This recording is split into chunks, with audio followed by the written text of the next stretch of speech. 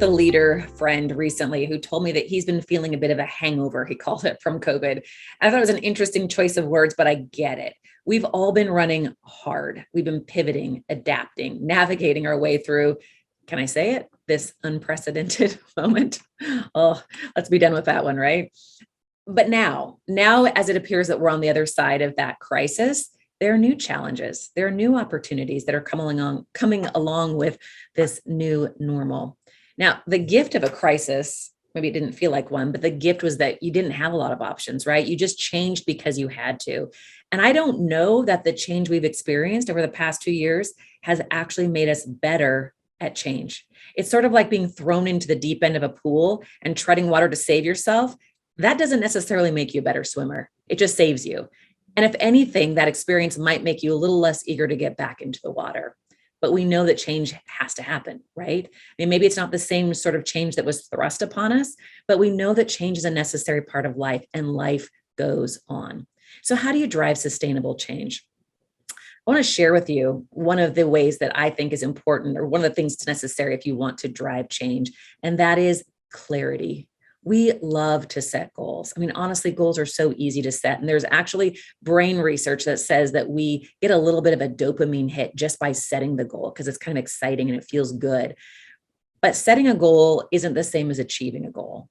And so I know that it's very popular to, again, just throw out goals, increase sales by 20%, improve output by X. One of the big goals I'm hearing right now from the companies that I work with and the leaders I'm talking with is goals around reducing turnover. That's a noble goal and a necessary goal, but not necessarily one that's going to be super easy to achieve. It's easy to set it, harder to deliver it. So clarity comes from understanding the actual behaviors that are necessary to achieve the goal. Now, here's a suggestion. Instead of just focusing on the problem and looking for easy answers, because there's a lot of people that are offering easy answers right now, or there's a lot of headlines that suggest some things that you could do. Look inside of your own organization or look inside of your own industry and look for the bright spots. Now, I'm borrowing this concept from a great book on change, a book written by Chip and Dan Heath called Switch. And they recommend something called a bright spot analysis. Which departments are having lower turnover? I know it's easy to say we're having terrible turnover, but is it happening everywhere? Are there departments where there are bright spots, where you're having lower turnover? Are there groups of people who have stayed and are continuing to stay and show high levels of engagement? Study those. Study the departments where they have lower turnover. What are those leaders doing differently? Talk with the people who are staying and who are engaged.